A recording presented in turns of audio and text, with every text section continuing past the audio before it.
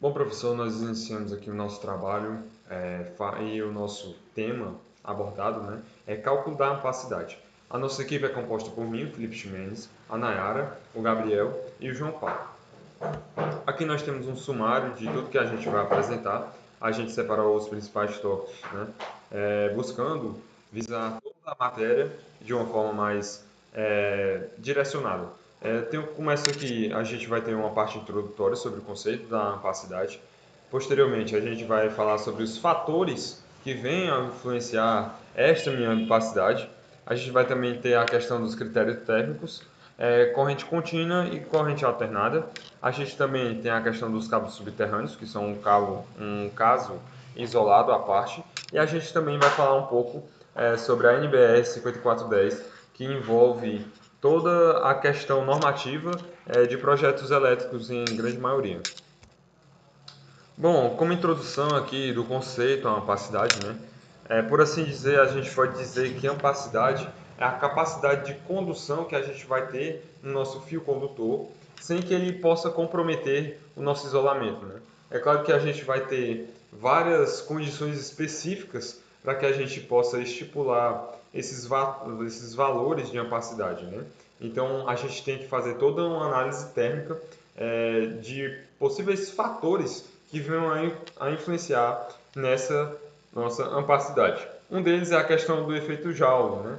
Que no caso é a potência que vai ser dissipada nos nossos fios de circuitos de linha de potência, nas indústrias, em vários ramos da elétrica. Basicamente, quase todos os ramos envolvem a questão da ampacidade, mas muitas vezes é um conceito que passa de forma despercebida, né?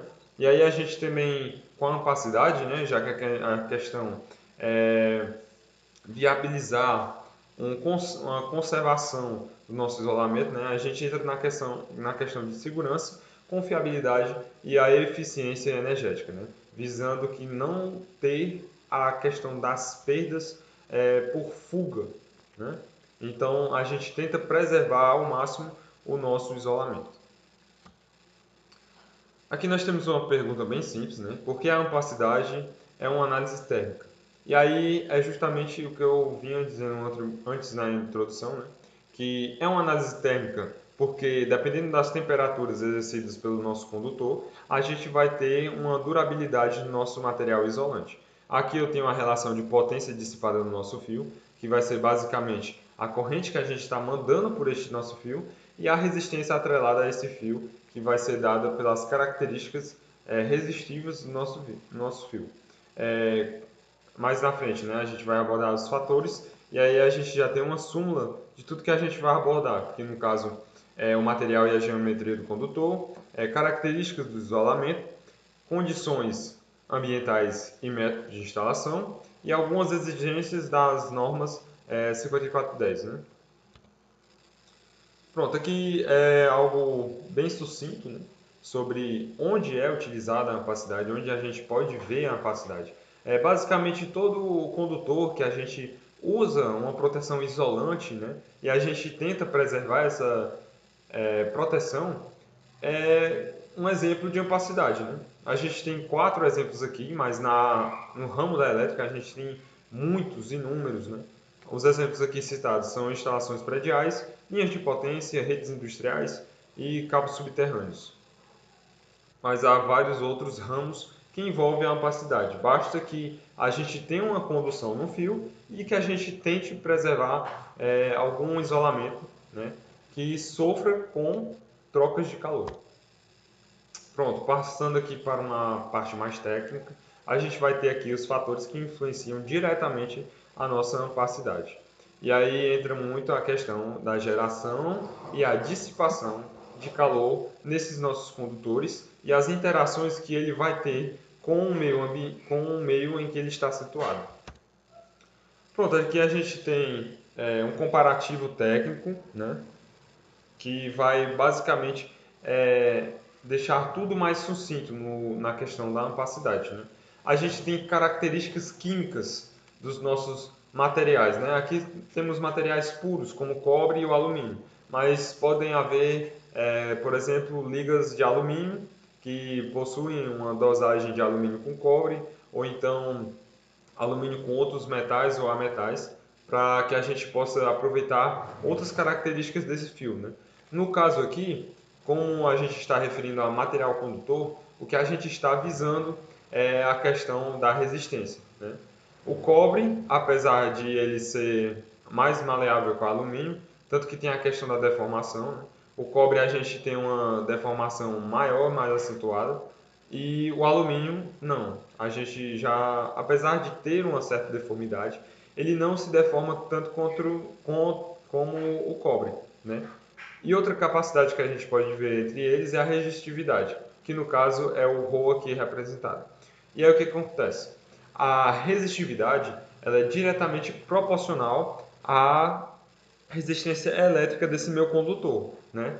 Se a minha resistividade é menor, eu vou ter uma resistência menor. Se eu tenho uma resistência menor, a minha dissipação de calor vai ser menor, né? Então, em uma análise técnica aqui, a gente pode comprovar que o cobre ele é melhor condutor do que o alumínio. Mas aí tem que levar em consideração condições físicas que este condutor vão estar expostas, né? Porque a questão da deformação, que o cobre sofre mais que o alumínio, também pode ser um fator que vá prejudicar a minha opacidade, né? Que é a minha capacidade de resistência ao calor. Justamente porque muitas vezes esses materiais vão ficar expostos ao ar livre, que é algo que eu vou comentar mais à frente. Aqui a gente tem a relação da seção transversal, né? A seção transversal, ela pode fazer grande diferença na questão da nossa resistividade e na nossa densidade de corrente, né? A gente tem duas equações aqui que estão correlacionadas. Aqui essa variável S e essa variável A, as duas são correspondentes à área transversal da seção transversal. O que acontece? Quando eu tenho uma área de seção transversal maior, eu vou ter uma densidade de fluxo, uma densidade de corrente menor. E eu tendo essa densidade de corrente menor, eu vou ter uma maior facilidade de passar essa corrente pelo meu fio sem efeitos térmicos, né? Quanto menor a densidade de corrente, menos efeitos térmicos o meu fio ele vai sofrer. E aí eu também entra a questão da minha equação vista anteriormente, né? Eu aumentando aqui essa área da seção transversal, eu vou ter uma menor resistência, né? Antigamente, nessa primeira parte aqui, a gente estava comparando a resistência, considerando que a gente teria um comprimento maior, né? Esse L aqui, no caso, seria o comprimento do nosso fio condutor, e aqui seria a área da seção transversal. Aqui a gente estava considerando como se tanto o comprimento quanto a área da seção transversal dos dois materiais fossem a mesma. Aqui não, aqui a gente já faz um comparativo da área de seção transversal, individual, né? E aí a gente tem esse comparativo. Quanto menor a seção transversal, maior vai ser a nossa resistência. E quanto maior for a nossa área da seção transversal, menor será a nossa resistência e, consequentemente, menor será a nossa dissipação de calor. E, consequentemente, maior será a nossa característica de ampacidade, né? Que é a capacidade de suportar de isolamento, do isolamento. A durabilidade que vai implicar na durabilidade do nosso isolamento. Pronto, aqui a gente vai ter também a questão da temperatura do ambiente e o tipo de isolação, né? A gente vai ter tanto a questão química, que envolve a composição do nosso material. Aqui a gente tem um exemplo do PVC, que é uma bem mais, como é que eu posso dizer, mais custo-benefício e também de menor aproveitamento. Ele vai ter uma durabilidade até confiável, até 70 graus Celsius. E aí a gente tem outras ligas plásticas que vão funcionar como isolantes de alto nível. A primeira aqui a gente tem o de 90 graus Celsius e a XLPE de 90 graus Celsius nas condições normais, mas também pode chegar a suportar 105 graus em condições específicas. As relações para que a gente calcule, né, temperaturas adequadas e a corrente que a gente pode mandar em determinadas temperaturas vai de acordo com fatores de correção, né? Eu geralmente tenho que associar uma corrente corrigida. O que seria essa corrente corrigida? As condições climáticas ao redor do nosso fio nem sempre vão seguir um padrão, né?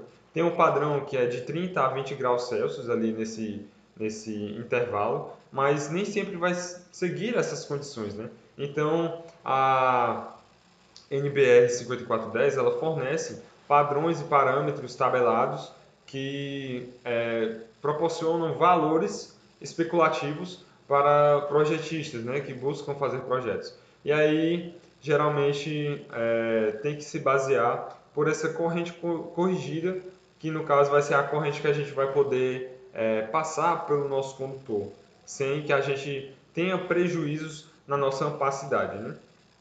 E aí a gente tem esse fator de correção. Esse fator de correção vai estabelecer uma relação tanto da temperatura de resistência do nosso material isolante, quanto a temperatura que o nosso condutor vai poder adquirir durante todo o tempo e a temperatura em média do nosso ambiente, né? Aqui a gente tem essa relaçãozinha do fator de correção, vai ser a raiz quadrada. Esse aqui a gente vai ter o θ limite, que no caso vai ser a temperatura suportada pelo meu material. Aqui a gente vai ter o θ_amb, que no caso é referente a um ambiente, né? Aqui embaixo a gente também vai ter o limite do nosso material condutor e aqui a gente vai ter a temperatura de referência, né? Que no caso essa referência vai ser a temperatura que a gente está estipulando ali que o nosso condutor pode alcançar. Mas geralmente é considerado algumas margens de erro a mais, né? A gente geralmente tem a regrinha de sempre colocar valores um pouco maior para evitar possíveis desgastes desnecessários ou alguns eventos que não foram previstos, né? Podem ter alterações no clima que levem à distorção da dissipação de calor no meu condutor, né? Por exemplo, a dissipação no meu condutor ela vai variar tanto com a do ambiente e a do condutor.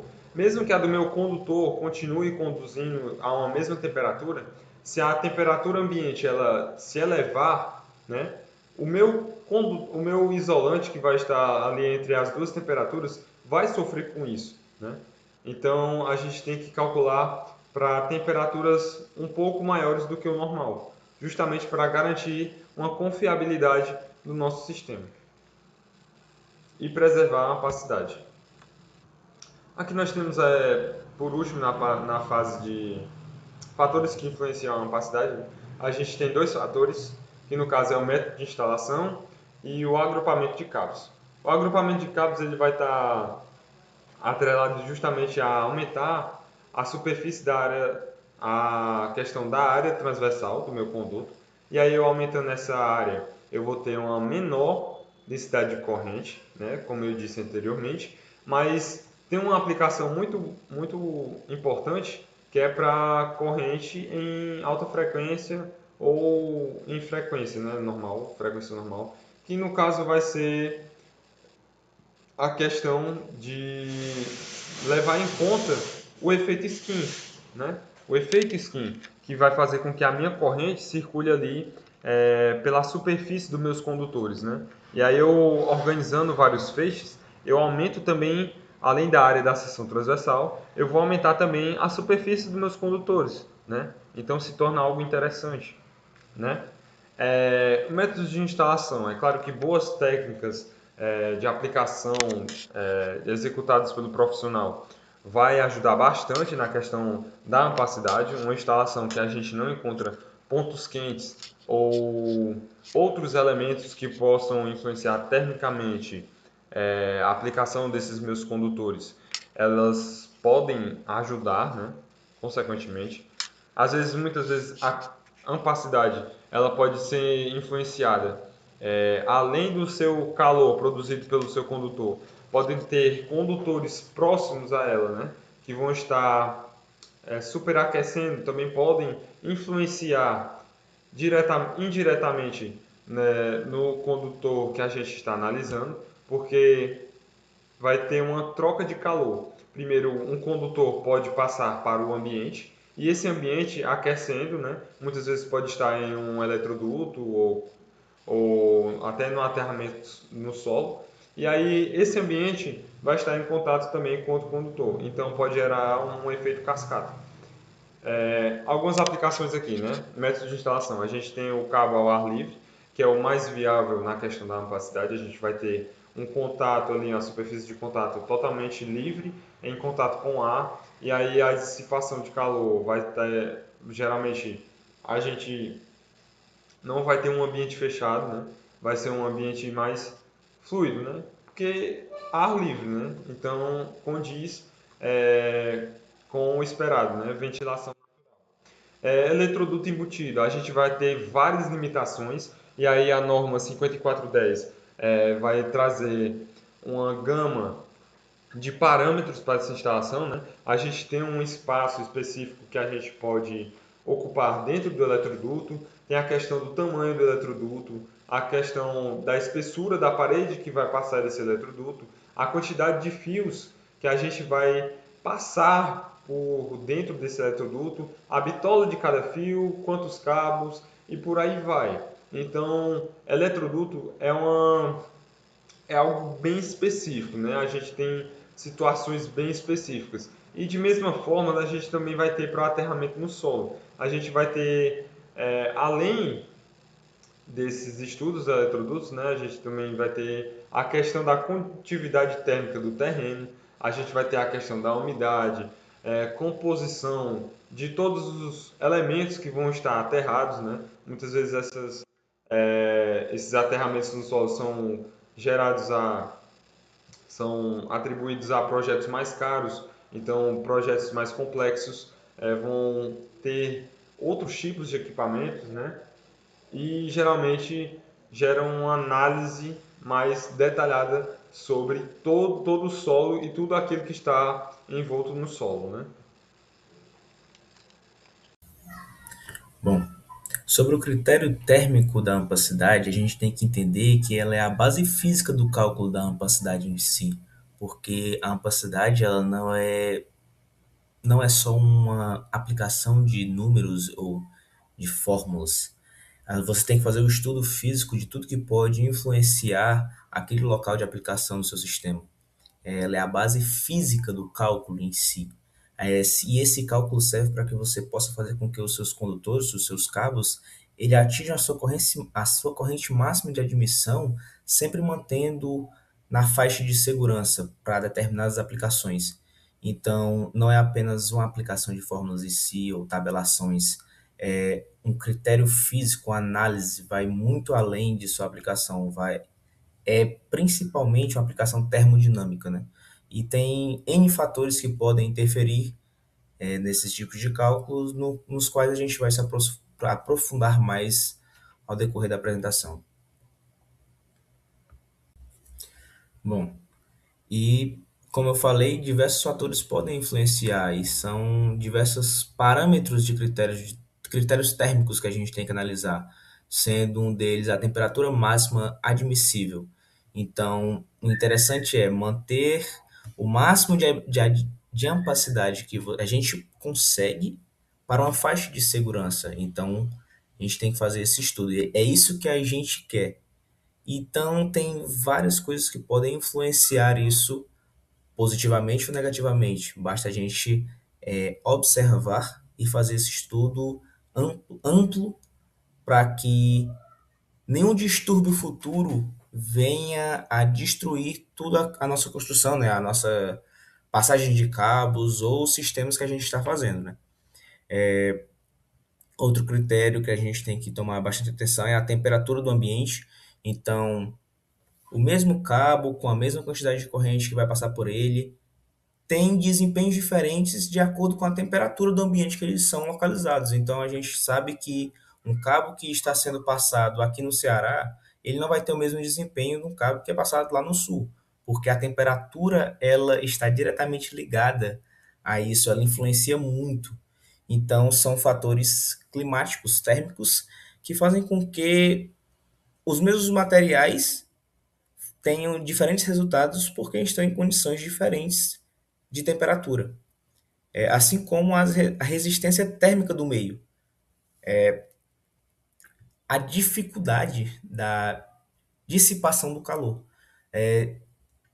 A gente pode ter cabos passando por diversas formas e locais diferentes, sejam eles própria fiação de postes está diretamente em troca excessiva dessa dissipação de calor com o próprio ar, então é da melhor forma possível, mas da mesma forma a gente tem cabos dentro de paredes, então o ar lá é comprimido, então dificulta essa troca da dissipação da energia com o ambiente, fazendo com que se tenha uma isolação maior. Então, por mais que sejam os mesmos cabos, não vão desempenhar a mesma função, porque estão colocados em funções diferentes, em locais diferentes. Então, é mais um ponto a ser explorado e a ser analisado porque são coisas que influenciam diretamente com o cálculo da opacidade. E também as perdas internas e ventilação, como eu falei. Então, mesmo os materiais aplicados em condições diferentes, exposições diferentes de temperatura, de local, de pressão, fazem com que se tenham diferentes resultados. E como a gente sabe, essa potência dissipada por efeito Joule vem da nossa equação bastante conhecida, né, que é a potência é igual a corrente ao quadrado vezes a resistência. Resistência é essa, que é a resistência térmica de todo o caminho. Então, quanto maior for essa resistência, mais difícil será essa troca de calor, né, com o ambiente. Bom, para finalizar essa parte sobre a natureza termodinâmica da opacidade, a gente tem que ter em mente que ela não é só uma questão elétrica. Ela se trata fundamentalmente de uma questão termodinâmica, porque fazendo com que os condutores operem em baixa temperatura, no seu limite de projeto, você faz com que operem no seu limiar correto e faça com que se tenha a durabilidade dos materiais utilizados. Você fazendo esse estudo e fazendo com que você saiba as implicações da influência da resistência térmica, do calor dissipado, do calor gerado, tudo que envolve o cálculo da ampersidade em si, e você conseguindo fazer esse dimensionamento correto, você garante que o seu sistema trabalhe dentro da faixa que ele tem que operar e com a segurança correta. Bom, nesse tópico a gente vai estudar e perceber quais são as interferências que fazem a corrente contínua e a corrente alternada para a ampacidade em si, né? São fatores que conseguem modificar a atuação e os resultados da ampacidade. Então a gente tem que observar porque é mais alguns tópicos a serem observados e levados em consideração quando a gente vai fazer esse cálculo da ampacidade, porque dependendo das suas aplicações, a gente vai usar ou corrente contínua ou corrente alternada. Então, isso vai implicar, vai conseguir modificar algumas características da ampacidade em si. Então, são importantes e têm que ser levados em consideração para o cálculo. Bom, sabemos que para o uso de corrente contínua, a análise é mais simples, porque é um sistema linear, é uma análise térmica, porque mais simples porque o fluxo é linear e constante, fazendo com que não tenha alterações no interior do cabo em si. Então, a gente vai ter a utilização completa da seção transversal do cabo. Então, a gente vai conseguir ter esse excesso de calor de forma uniforme no cabo, porque o fluxo atravessa todo o cabo em si. Então, para análise em corrente contínua, a gente vai ter sempre algo sempre mais próximo do ideal do cálculo da ampacidade em si, sem interferências que, por exemplo, vão ocorrer na corrente alternada. Já para aplicação em corrente alternada, o cenário muda drasticamente, porque a gente sabe que aí vai ocorrer efeitos eletromagnéticos que vão surgir interferências no cabo, ao longo da linha, ao longo de todo o seu sistema implementado, porque aí a gente vai mudar a frequência. E Esse distúrbio, essa mudança vai fazer com que aconteça dois eventos, dois efeitos no caso, né? Que é o efeito pelicular e o efeito de proximidade. O efeito pelicular, como a gente sabe, faz com que o cabo em si, a área transversal do cabo, diminua, porque não vai ser utilizado todo o cabo. Vai ser utilizada apenas a periferia do cabo, fazendo com que o calor, a dissipação de calor desse circuito, desse cabo, seja muito maior do que os utilizados em corrente contínua. Assim como eu já venho explicando, por mais que seja o mesmo material, o mesmo cabo, para aplicações de correntes diferentes, a gente vai ter uma diferença de resultado, porque por mais que seja o mesmo material, mesma distância, mesmos componentes adjacentes junto ali na aplicação, no caso da corrente alternada, a gente vai ter um calor excessivo em relação à corrente contínua, principalmente por conta dessa oscilação, né, dessa alternância da corrente, fazendo com que ele libere muito mais calor, interferindo diretamente no cálculo da opacidade em si. Aqui são dois exemplos, né, de como a amplicidade está relacionada aos nossos sistemas de potência que são diversos na nossa utilização industrial. Como nos motores elétricos, a gente tem que prestar bastante atenção na hora de fazer o cálculo da amplicidade em si, porque motores trifásicos usando corrente alternada, eles vão ter dois parâmetros que vão mudar bastante e vão ocasionar um aquecimento muito grande na sua utilização, que são as correntes de partida e a variação que ocorre das cargas, né? Então, são dois parâmetros que podem mudar muito e estão diretamente ligados à capacidade, porque podem sobreaquecer o motor. Então, deixa mais evidente o quanto detalhado e específico tem que ser esse cálculo. Já para as Já para os transformadores de linha de potência, a gente tem que eles operam o dia todo. Só que durante o dia se tem essa variação. Então a gente sabe que esse cálculo da capacidade ela tem que levar em consideração o pico de utilização para saber quando é que aquele sistema está sendo utilizado na sua demanda máxima, para que quando ele chegue ele consiga suportar, mas que ele consiga trabalhar na faixa de segurança adequada. Nesse tópico a gente vai abordar a ampacidade em cabos subterrâneos, né? Assunto esse que já foi abordado bastante na faculdade, na sala de aula, teve várias apresentações sobre, na própria cidade de Sobral, né? Quando começou a implementação desses cabos subterrâneos na cidade. E a gente se depara com um grande desafio térmico, né? Porque a gente sabe que os cabos eles precisam dissipar o calor. E quanto mais livres, né, em contato com o ar, mais fácil a dissipação de calor. A partir do momento que você coloca em um local fechado, principalmente aterrado embaixo da terra, a gente sabe a dificuldade que ele vai ter de trocar, de dissipar esse calor. Então se torna um dos as principais dificuldades, objetivos, né, de como burlar isso, de como fazer essas implementações dos cabos subterrâneos, fazer esse cálculo da amplicidade corretamente, para que a gente possa utilizar esses cabos. Uma das maiores dificuldades é porque a gente sabe que essa condutividade dessa troca pelo efeito Joule vai ser feito pelo solo, então vai aparecer mais outros fatores que podem influenciar nesse cálculo da amplicidade. Bom, e como já foi citado, esses são alguns dos fatores críticos na instalação subterrânea, né? São os parâmetros que mais podem influenciar nesse cálculo da amplicidade. Bom, a umidade e composição do solo. Como eu já tinha falado lá no começo, cabos instalados aqui no Ceará vão ter diferente desempenho de cabos instalados no sul. E aqui se aplica diretamente para qualquer tipo de solo, porque a gente sabe que um solo mais úmido, como tem a presença de água, e água é um bom condutor para energia, então vai se ter uma melhor dissipação de calor naquele terreno mais úmido. Logo, para locais com terrenos mais secos, que até o nosso caso aqui no Ceará, a gente sabe que vai ter essa dificuldade de dissipação de calor, vai se tornar um grande isolador térmico, fazendo com que tem essa dificuldade, né? Essa é uma das maiores dificuldades da implementação de cabos subterrâneos. Então, é um dos fatores críticos para se tomar atenção na hora de fazer o cálculo e implementação desses cabos subterrâneos.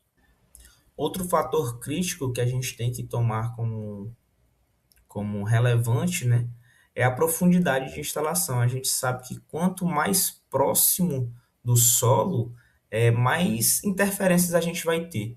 E quanto mais distante do solo, mais o solo fica, como é que eu posso falar? Fica blindado por distúrbios que possam vir a acontecer. Então, essa profundidade da instalação, claro que isso depende do que vai ser utilizado, o que é que você está instalando, para que vai servir aquelas instalações, aqueles cabos, mas essa profundidade também é um fator que interfere muito no cálculo da ampancidade em si. Outra coisa que a gente tem que levar em consideração é que a gente sabe que a gente nunca vai passar, por exemplo, um cabo. Não é viável, né? Na grande maioria das vezes, passar um cabo, um duto subterrâneo. Então a gente vai sempre implantar agrupamentos e dutos de fios. Então a gente tem que levar em consideração que quando eles estiverem operando, quando a corrente estiverem passando por ele, a gente sabe que a corrente por cabos vai gerar um campo eletromagnético. Então, o cabo A vai ter interferência direta no cabo B, no cabo C, N cabos que estiverem ali presentes no seu entorno. Então, esse é mais um dos parâmetros que tem que ser analisado com cuidado, porque a própria interferência dos cabos que estão ali por proximidade vão fazer uma diferença no cálculo da amplacidade em si. E uma coisa que é relevante destacar é que a gente não deve fazer esse cálculo, essa análise física, termodinâmica, não só para o dia da implementação do circuito, do sistema, dos cabos. A gente tem que fazer um cálculo prevendo os riscos daqui a 4, 5 anos. A gente tem que prever durante o ano as mudanças climáticas, porque aqui nas condições sazonais a gente vai saber que o ano todo a gente sabe que não está chovendo ou não está seco. Então a gente tem que saber como é que é o comportamento daquele solo durante o ano e como aquela mudança vai interferir no nosso cálculo. Então a gente não faz um cálculo só para um dia ou um estudo, a gente faz um cálculo visando a quantidade de tempo que a gente quer que aquele sistema esteja operando e que ele opere com 100% de plenitude. Esse tópico é mais um lembrete, né, de como a implementação dos mesmos materiais podem ter resultados diferentes de acordo com parâmetros diferentes de avaliação, porque se a gente for colocar o mesmo cabo ao ar livre ou aterrados, a gente sabe que a gente vai ter resultados diferentes. A gente sabe se num aterramento for colocado em um terreno mais úmido, vai ter um desempenho, se for um terreno mais seco, vai ter outro desempenho. Se esses cabos forem utilizados corrente contínua ou corrente alternada, a gente vai obter outro resultado. Então, aqui é mais um lembrete que o cálculo da capacidade em si não é algo só matemático, é algo físico e é algo termodinâmico. E cabe a gente, engenheiro, analisar tudo que está em volta dessa aplicação para que possa ser feito o cálculo da capacidade o mais correto possível, para que aquele sistema implementado tenha uma vida útil grande e que sirva a sua função da melhor forma possível. Bom, iniciando agora o capítulo 6, entramos no núcleo da física térmica e governa o conceito de ampacidade, o efeito Joule.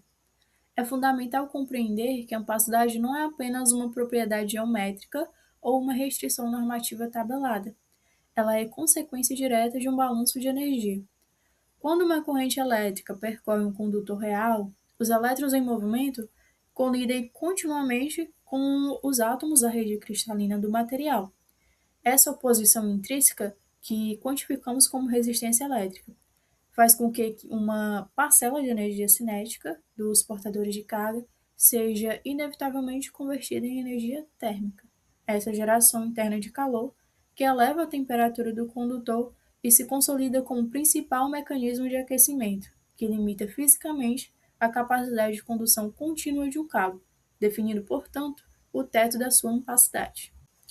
Aqui, analisamos o equacionamento desse fenômeno pela equação fundamental da potência dissipada. Bom, vemos que o ponto crítico para qualquer engenheiro elétrico aqui é compreender a natureza quadrática dessa lei. O calor gerado não acompanha a corrente de forma proporcional ou linear, ele cresce com o quadrado dela. Para darmos uma dimensão prática a isso no projeto, se a corrente elétrica de um circuito for duplicada devido a uma expansão de carga, a dissipação térmica interna ela não dobra, ela quadruplica. Se triplicarmos a corrente, o condutor gerado é multiplicado por 9. E essa sensibilidade explica por que pequenas flutuações ou acréscimo de carga na ordem de 10, 20% já provocam saltos térmicos expressivos na isolação do cabo. A implicação direta disso, no desenvolvimento de projetos, é que o dimensionamento deve ser extremamente rigoroso, em especial para circuitos que possam sofrer sobrecargas operacionais. O efeito Joule é termodinamicamente inevitável em condutores reais, mas ele é perfeitamente controlável e nós o controlamos mitigando o termo de resistência, o que é feito por meio da escolha de materiais de baixa resistividade, como cobre, e também pelo aumento planejado da área da. Avançando para o capítulo 7, elevamos a complexidade do modelo térmico ao sairmos do regime de corrente contínua e inserimos as variáveis de corrente alternada, apresentando o efeito pericular. Enquanto em corrente contínua os elétrons se distribuem de maneira perfeitamente homogênea por toda a seção do metal, em correntes alternadas, observamos um fenômeno eletromagnético em que a densidade de corrente deixa de ser uniforme, concentrando-se predominantemente na periferia, ou seja, na pele do condutor. E como consequência macroscópica, a área geométrica central do cabo passa a ser subutilizada. Isso provoca uma redução drástica na seção transversal, efetivamente aproveitada para a condução, o que eleva a resistência aparente em corrente alternada e, consequentemente, intensifica de forma severa as perdas térmicas por efeito Joule, restringindo a ampacidade do sistema.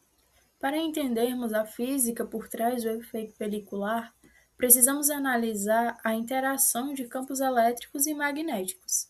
A corrente alternada ela gera um fluxo magnético variável no tempo e no interior do próprio condutor. Esse fluxo induz forças eletromotrizes e correntes parasitas internas, as chamadas correntes de Foucault, que circulam de tal forma que tendem a se opor à corrente principal no centro do cabo e a se somar na região periférica, repelindo os elétrons na borda externa. Esse fenômeno é quantificado rigorosamente através da equação de profundidade de penetração, que é indicado por delta, e nós conseguimos observar que a penetração da corrente diminui à medida que aumentamos a frequência angular e a permeabilidade magnética do material e aumenta com a resistividade. Bom, na prática, quando esse efeito se tornaria relevante? Em frequências industriais normais de 50 a 60 Hz, e utilizando condutores finos, como os cabos de pequena seção das instalações residenciais, a sua influência é expressiva e a resistência em corrente alternada se iguala à de corrente contínua. No entanto, em sistemas de potência que utilizam grandes condutores, cabos especiais de alta seção e barramentos rígidos de subestações, o efeito pelicular ele passa a ser um fator dominante no projeto. E desconsiderá-lo, nesses casos de grande porte, implicará em um erro grave de subdimensionamento e degradação térmica acelerada. Entramos agora no capítulo 8, onde abordamos a queda de tensão. É vital estabelecermos aqui uma distinção de escopo conceitual clara dentro do projeto elétrico. A queda de tensão ela caracteriza-se pela perda gradativa de potencial elétrico à medida que a corrente flui ao longo da extensão do cabo, provocada pela oposição imposta tanto pela sua resistência ôhmica quanto por sua resistência indutida, reatância indutiva, Embora a queda de tensão e a ampacidade partam de fenômenos e critérios diferentes, uma vez que a ampacidade é um limite estreitamente térmico e de segurança do material, elas estão intimamente correlacionadas na rotina de dimensionamento. Ambas compartilham as mesmas variáveis físicas primárias: a corrente do circuito, a extensão, a geometria da seção transversal do condutor, exigindo do engenheiro uma análise obrigatoriamente conjunta. O grande problema prático que se justificou esse capítulo é um erro clássico em projetos mal estruturados. O condutor ele pode estar termicamente seguro, de acordo com as tabelas de ampacidade, operando bem abaixo da temperatura limite de sua isolação, mas ser completamente inadequado por apresentar uma queda de tensão excessiva, devido ao comprimento da linha. Se a tensão que chega na ponta for muito baixa, prejudicamos severamente o torque e causamos superaquecimento em motores, causando cintilação em luminares e falhas operacionais em eletrodomésticos sensíveis.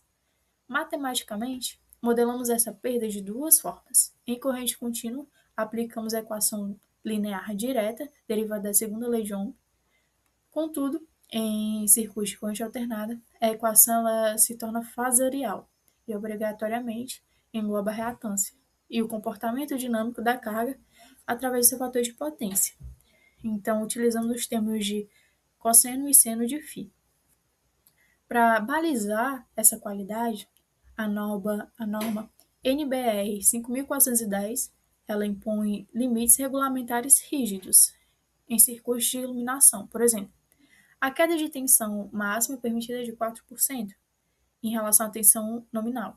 Já para circuitos de força em motores, o limite é de 7%.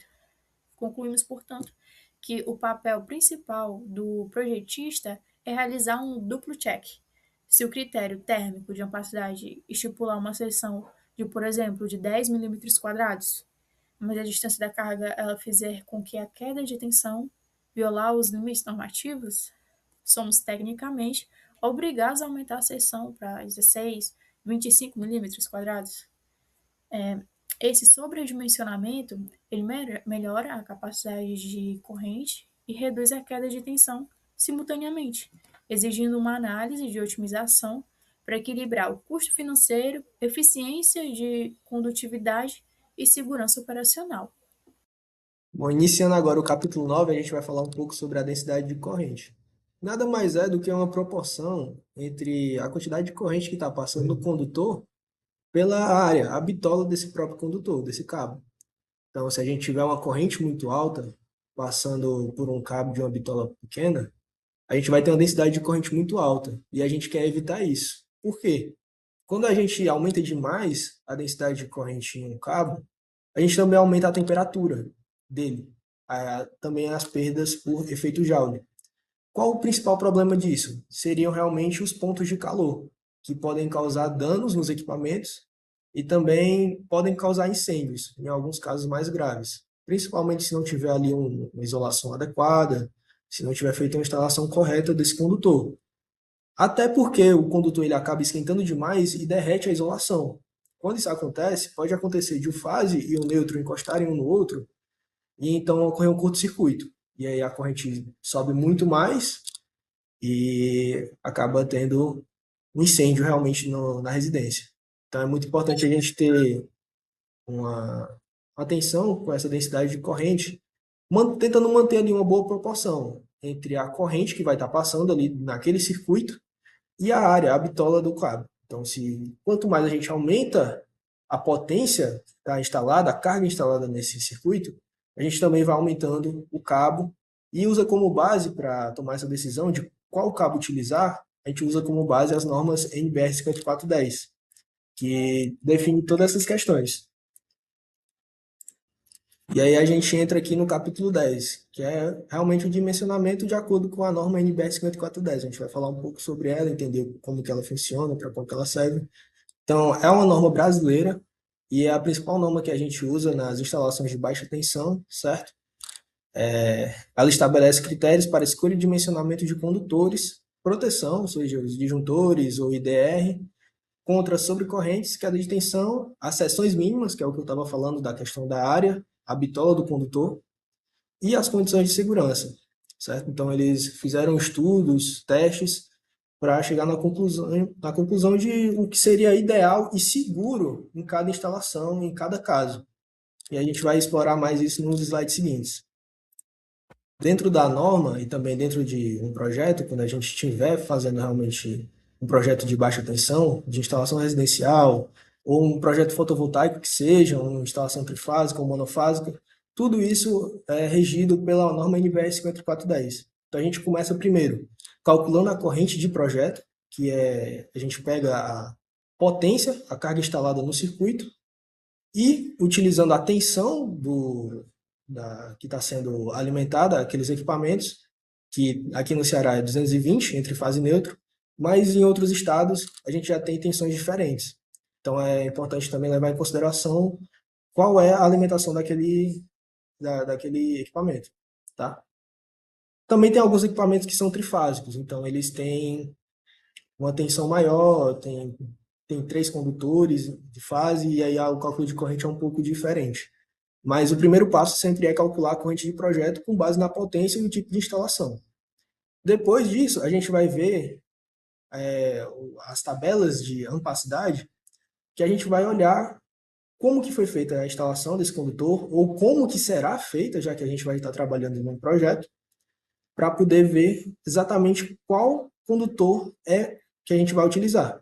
Sendo ele de cobre, sendo ele de alumínio, na norma já tem especificando qual é o condutor ideal de acordo com aquela quantidade de corrente que vai estar passando, tá? Por fim, a gente aplica os fatores de correção, que eu vou aprofundar eles mais na frente, mas que basicamente é fatores que diminuem a capacidade de condução daquele cabo. Então, por exemplo, a temperatura afeta, se tiver muitos cabos juntos, também isso acaba afetando, é o que a gente chama de fator de agrupamento.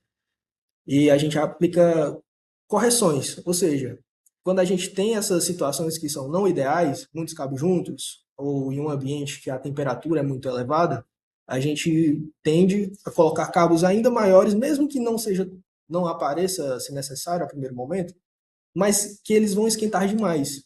Então a gente tem que tomar cuidado justamente com isso. E aplicar esses fatores de correção, escolhendo cabos um pouco maiores, para ter uma questão de segurança na instalação do cliente.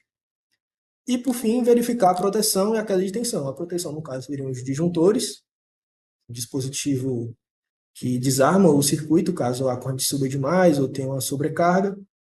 E também analisar a queda de tensão. É um problema porque uma tensão baixa demais no equipamento pode danificar ele, diminuir a vida útil dele. Então, a gente analisa isso e uma das formas de contornar a queda de tensão também é aumentando a bitola do condutor. Então, a gente tem que fazer esses cálculos e tomar as decisões de qual cabo utilizar. Também não é muito válido simplesmente pegar e colocar o maior cabo possível, porque cabos são muito caros e geram custos para o cliente. Então, é sempre bom a gente fazer as coisas na medida correta e com muita responsabilidade. Então, aqui a gente tem os fatores de correção, são os 3 principais. Vamos começar pelo fator de temperatura. Quando a gente já está em um ambiente quente, a gente precisa fazer uma correção dessa temperatura, porque o condutor ele vai esquentar mais ainda. Tanto que se ele estiver em um ambiente muito frio, a gente tende a colocar condutores menores, justamente por conta desse fator de temperatura, que vai regular isso. Eu vou mostrar um caso específico, mostrando cada um desses fatores de agrupamento, desses fatores de correção. O segundo é o fator de agrupamento. Como eu falei, se a gente juntar cabos demais, o calor que passa por cada um começa a afetar o outro, e por conta disso a gente precisa também estar tomando devidas precauções. E por fim, né, nos fatores de correção, a gente tem um método de instalação. Quando a gente instala um cabo ao ar livre, é diferente de quando a gente instala ele embutido na parede, que também é diferente quando a gente coloca ele em uma bandeja de uma eletrocalha, ou então quando a gente coloca ele pelo piso, certo? Então, tudo isso é especificado na norma e a gente tem que sempre tomar cuidado. E a gente escolhe o condutor com base na corrente admissível dele, que normalmente vai ser maior do que a corrente de projeto. Então, não basta apenas calcular a corrente de projeto, a corrente do circuito, e já escolher o cabo a partir daí. Não adianta, a gente vai estar colocando a instalação inteira em risco. Então, é importante fazer esses fatores de correção. Com relação aos dispositivos de proteção, a gente escolhe eles com base na corrente de projeto, primeiramente. A principal medida para escolher os disjuntores ou IDR é realmente a corrente de projeto inicial, que a gente faz o cálculo da corrente. A principal atenção que a gente tem que ter aqui nesse momento é que a capacidade de interrupção desse disjuntor, desse dispositivo de proteção, tem que ser pelo menos maior ou igual do que a corrente de projeto. Então, por exemplo, se a gente tiver ali um circuito 27 amperes, a gente teria que colocar um disjuntor de 32 pelo menos. Não poderia colocar um disjuntor menor do que esse. E além disso, também a gente precisa levar em consideração qual a capacidade de condução daquele cabo que a gente está colocando no circuito. Então, por exemplo, se a gente colocar um disjuntor que aguentaria essa corrente, que conseguiria proteger uma corrente de projeto, mais um condutor que não conseguiria suportar, não adiantaria muito, porque antes mesmo de o disjuntor atuar, o cabo iria sobreaquecer e a gente ter danos na instalação da mesma forma. Então é importante a gente ter um cabo que consiga suportar ainda mais do que a corrente de disrupção daquele disjuntor, daquele dispositivo de proteção. Então eu trouxe aqui também um estudo de caso, um projeto que eu fiz. Era um projeto de alto padrão e por conta disso ele tinha muitos e muitos circuitos. Então, como você pode ver ali, saindo do quadro de distribuição, eu separei entre os eletrodutos, no máximo, 3 circuitos, justamente devido ao fator de agrupamento. Então, por exemplo, eu poderia estar passando ali vários circuitos juntos no mesmo eletroduto, certo? Mas eu teria que aplicar um fator de correção desnecessariamente alto, devido a uma falha realmente de critério de projeto. Então, para gerar economia ao cliente e a gente não ter que colocar condutores grandes demais devido a esses fatores de correção, é muito válido e muito inteligente a gente fazer essas divisões entre os circuitos, colocando eles em eletrodutos diferentes para que não ficassem cabos em excesso juntos no mesmo ambiente.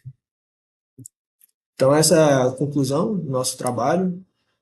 A gente estudou um pouco aqui sobre o cálculo de ampacidade, qual a importância dele, o que a gente precisa estudar e aplicar ele no projeto elétrico. E é muito mais do que selecionar um cabo maior. É uma análise. A gente precisa ver o que é melhor para o cliente, o que é melhor para a segurança, o que está de acordo com a norma. E com base nisso a gente toma decisões conscientes sobre como projetar naquele momento. Então, para finalizar, aqui a gente tem as referências bibliográficas que utilizamos. Usamos principalmente a norma NBR 5410, mas também utilizamos como norma auxiliar a NBR 11.301, da ABNT, e livros de texto base, como o Creder e o Cotrim. São livros de instalações elétricas que utilizamos para nos basear nesse trabalho.